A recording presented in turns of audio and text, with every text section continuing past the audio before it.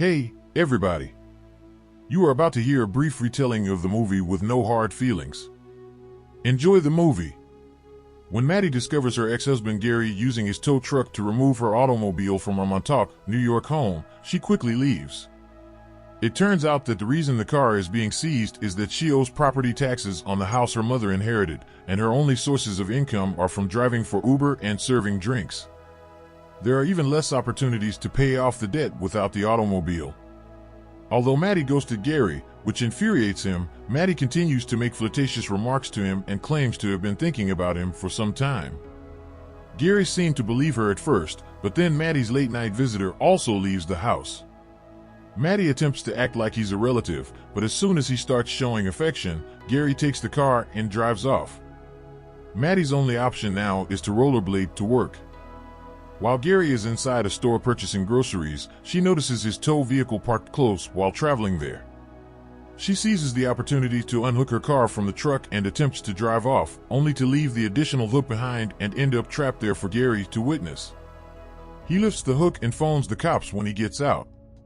Shortly after, Maddie receives a friend's bail and heads straight to work.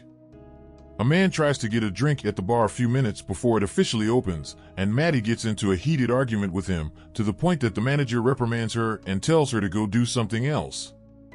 Maddie shouts at her pregnant pal Sarah and her husband Jim while folding napkins. Sarah stumbles into an odd Craigslist ad at that same moment. Two helicopter parents are searching for a lady in her early 20s to date their shy 19-year-old son for the whole summer in exchange for a Buick Regal. Maddie chooses to apply despite being older. The following day, Maddie rollerblades to the family's home, which requires more work because she needs to navigate a flight of stairs and an elevated road. After a few standard inquiries, the Beckers decide not to hire Maddie because of her age of 32. But Maddie swiftly invents a speech, claiming that the reason the advertisement is still up is because all the previous young girls let them down and that they should be looking for someone old enough to help their son experience dating and help him grow up to be a respectable man. The Beckers, who are fond of the concept, clarify that their son Percy, 19, is an introvert, that is, a socially awkward person who only interacts with others online. He abstains from smoking, drinking, and attending parties. Before he leaves for Princeton, his parents want him to have fun, get dating experience, and boost his confidence. They are concerned that he is losing out on the adolescent experience. After Maddie accepts the position, her parents encourage her to keep things natural so Percy won't know the truth and that it will boost his self-esteem. Maddie dons an alluring outfit and shows up at the animal shelter Percy helps at after taking Jim's old van. She expressly requests for his assistance while acting as though she wants to adopt a puppy. While Maddie continues to flirt and use a lot of innuendo, Percy shows her a puppy named Milo. Then, in order to continue flirting, Maddie needs to move a little couch to the desk when they go to the office to finish her application. Because the couch is too low, she doesn't make a good impression. Percy feels uneasy as she persists in her flirtation while he asks her questions. He makes the hasty decision to stop the interview, but Maddie needs a reason to speak with him and, as she is aware of his address, offers to give him a ride home. Maddie corrects Percy when he asks how she knew that, claiming that it was on his bag. Crispin, one of Percy's co-workers, arrives at that point to check what's happening, and Percy seizes the opportunity to announce his early departure. When Maddie sees him going outside and picks up his bike, she offers to take him out once again and places the bike in the back of the van as evidence that he is unable to refuse. Once they're driving, Maddie makes a joke about Percy being her prisoner and does her best to have a proper discussion. Percy is starting to feel a bit afraid because of this and the eerie objects in the van's back. Percy tries to use his phone to seek for assistance when Maddie chooses a different path, but Maddie steals it from him. Shortly after, they reach Maddie's house, and Percy hurls paper spray in her eyes, believing she has actually abducted him. Maddie, sobbing in agony, says she was only trying to score with him because she finds him so attractive. Unbelievably, Percy apologizes and helps her clean her eyes with a hose before they decide to get together again tomorrow on a real date. The next evening, when Maddie is waiting at a bar, Percy arrives dressed for the heat in a suit and short pants. When the waitress asks for their order, Percy tries to request a Coke, but Maddie switches it out for a drink, teaching him a small life lesson in the process. When their drinks arrive, Maddie needs to make Percy drink more in order for him to develop his alcohol tolerance before starting college because he spits them out the moment he takes a sip. She attempts to carry on the discussion once again, but Percy is a bashful and uncomfortable person. One of Maddie's ex-boyfriends interrupts them abruptly, boasting about how married he is and making fun of Maddie for having ghosted him. Maddie responds to him with some well-placed jabs, forcing him to leave. Following that, Maddie and Percy stroll down the shore. A disagreement breaks out when Maddie invites Percy to go skinny swimming with him, but Percy declines. Maddie begins to strip gradually to divert his attention before plunging into the pool. Percy quickly follows her since he doesn't want to be left behind, and Maddie envelopes him in her arms in an attempt to lighten the situation. Abruptly, some inebriated teens show up on the beach, making fun of them and then robbing them of their clothing. When the teenagers ignore Maddie's cries, she emerges from the lake nude and begins hitting them and flinging sand in their faces. When the teenagers defend themselves, Maddie is kicked in her sensitive spot, but she bounces back fast and gives a guy a scary body slam to scare the gang away. When Maddie returns to Percy, he expresses disapproval of her use of violence. This infuriates Maddie, who argues that Percy needs to learn how to defend himself and that Maddie used violence in self-defense. She attempts to engage in conversation with him as well, but Percy says he can't with unfamiliar people. Especially since this is his first time, he has to establish a relationship initially. Maddie, who is angry and irritated, gets out of the water, gets dressed, and gets into the car, taking Percy's belongings with her. Following her is a nude Percy who demands his clothing and phone back. Maddie only gives him his clothes before backing off.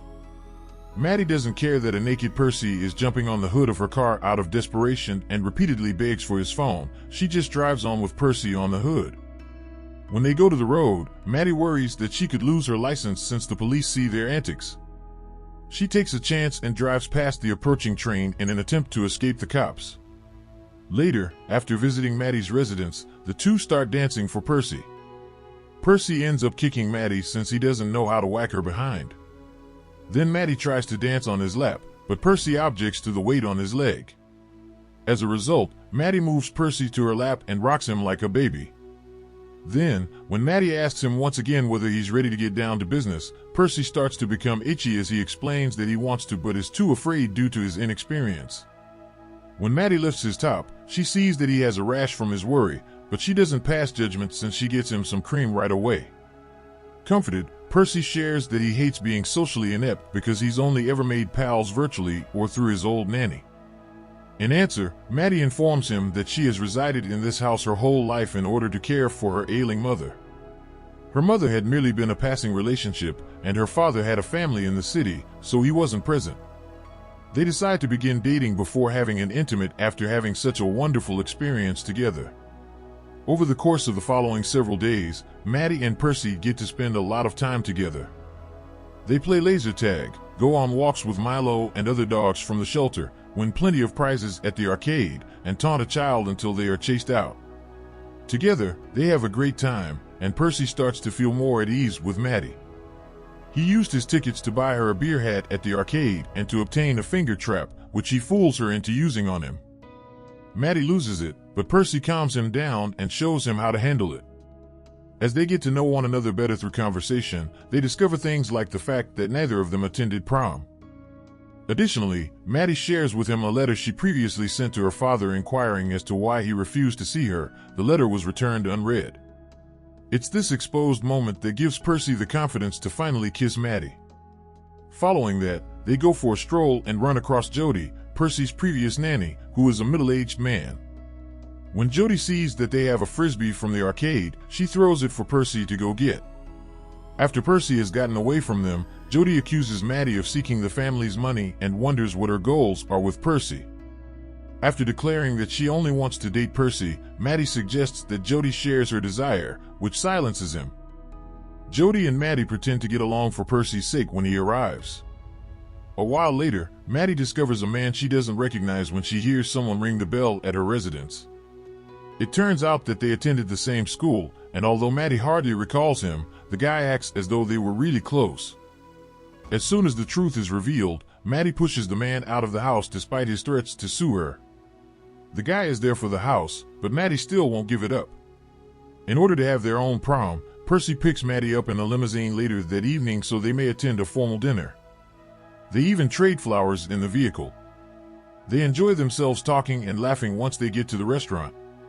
Maddie consoles Percy by telling them that they should realize how amazing he truly is. Percy explains that he didn't want anybody at school to recognize him because if they didn't, then they couldn't make fun of him. After that, Maddie spots a piano and persuades a very trembling Percy to play it. He chooses to pay homage to Maddie by singing She's a Man-Eater by Hall & Oates, and it turns out that he is really excellent at it. He returns to the table to an enthusiastic cheer from the patrons, who are enthralled by his gift, Maddie telling him over and over again. Their conversation is abruptly cut off by Natalie, a relative who is also a Princeton student. When Natalie and Percy strike up a casual conversation, Maddie becomes envious and frequently tries to persuade Natalie to leave. When that fails, Natalie extends an invitation to Percy to a reception for prospective Princeton students. When Maddie attempts to say no, Percy assures her that he will remember it. Following Natalie's departure, Percy brings up his college plans and the possibility of seeing each other on the weekends. However, Maddie clarifies that she doesn't do long-distance relationships. She sees this as a transient summer romance that will end when Percy departs. Hurt, Percy storms out, and Maddie follows him right away into the limousine. But they sit awkwardly apart, and Percy starts drinking, which is a first for him. They're heading in an odd way, and Maddie sees it abruptly. Percy says they're heading to Natalie's party. Maddie was the one who advised him to spend more time with his schoolmates, therefore she shouldn't go if she doesn't want to. With his flower in the way, Percy dashes into the celebration as the limousine comes to a stop. Maddie follows him inside after giving it some thought, only to become lost amid the throng. Maddie begins asking around about Percy, but every child criticizes her for being an adult attempting to blend in with the teenagers, and if she answers badly, they threaten to videotape her and post it on social media. Eventually, she finds out from two females that Percy and Natalie went to a room. Maddie, frustrated that the younger generation wasn't doing the hard work, runs upstairs to investigate every room out of concern that Percy could be seeing someone else for the first time. When she finally comes to a closed room, she runs and pushes her entire body against the door in an attempt to break it down because no one replies when she knocks. Natalie claims that nothing occurred since Percy is intoxicated, even though he admits to stealing. Percy and Natalie are together and partially nude. As soon as possible, Maddie drags Percy to the toilet and makes him puke up everything. Fortunately, he had just taken medication for his hangover and nothing illicit. The host of the party shows up at that very time with his parents, and they start arguing with Maddie for being an adult at a party for teenagers. In an attempt to strike the father because he won't allow anybody to make fun of Maddie, Percy misses and hits Maddie in the neck. After the celebration, the pair head to the limo, where Percy puts his head on Maddie's lap to comfort him and apologizes for hitting her by accident. Then he says he's prepared for her and pulls out a few barriers, but then he abruptly declares his love for her as Maddie shows him how to unlock it. Maddie notices that Percy is inebriated and suggests that they should not go out tonight. Percy acknowledges her observation and returns to placing his head on her lap for the duration of the journey. The following morning, Percy is so happy to wake up that his parents can't help but remark on it. Percy's parents are overjoyed to see him breaking out of his shell, and he says he finally wants to acquire his own driver's license so he can take his fiancée around. But when Percy tells them he wants to stay in Montauk with Maddie instead of attending Princeton, the euphoria vanishes right away. When Percy leaves, the Beckers instruct him to wait for them in the car. They then phone Maddie, who tells them she wants to back out of the agreement since Percy is becoming too attached. The parents concur and inform her that even if she was successful in pulling Percy out of his shell, she still gets the automobile. Her final task before they call it quits is to persuade him to enroll at Princeton. Maddie says yes, but when Percy messes around with the phone in the car, he unintentionally connects to the end of the discussion. When he realizes that Maddie was merely paid to be with him, his heart bleeds. After giving it some thought, Percy asks Maddie to lunch without telling his parents, and when Maddie arrives at their door, the Beckers are taken aback. Maddie and the Beckers do their best to comply with Percy's attempts to force a conversation between his parents and Maddie over the lunch in the hopes of learning their secret. Unexpectedly, Percy receives a call, so he heads outside to meet Crispin, who assists him in destroying the Buick. Despite the fact that the automobile is rather strong, Percy decides to drive it into the forest in order to smash it into a tree rather than even trying to strike it with a rock. The work is completed when the tree topples over the automobile. Maddie follows Percy to his room after he gets back to the house to see how he's doing. Instead of trying to kiss her, Percy attempts to pull the truth out of Maddie, who refuses him with the justification that his parents could hear them. In an attempt to divert his attention, Maddie continues to lie and agrees to do something with him, but Percy stops understanding her in seconds. Later, Percy acknowledges that he was aware of Maddie's arrangement with his parents. When he rejects Maddie's apologies and claims it was genuine for her, Maddie becomes irate. She says that Percy would never comprehend what impoverished people go through in order to exist, to which he replies that she is wasting her life waiting for her father to make amends. This makes her angry and drives her out of the home. Later on, Percy goes up to his parents and begs them to stop supporting him and give him the freedom to fail or succeed on his own. He finds the breakup difficult, though, and reverts to his introverted ways of spending his time in his room playing video games. Maddie continues to get the damaged automobile in the interim, and she starts driving it for Uber. Even though her arrival often makes her clients nervous, she forces them into the car. In the end, Maddie saves up enough cash by driving and working hard at the bar to pay off her obligations.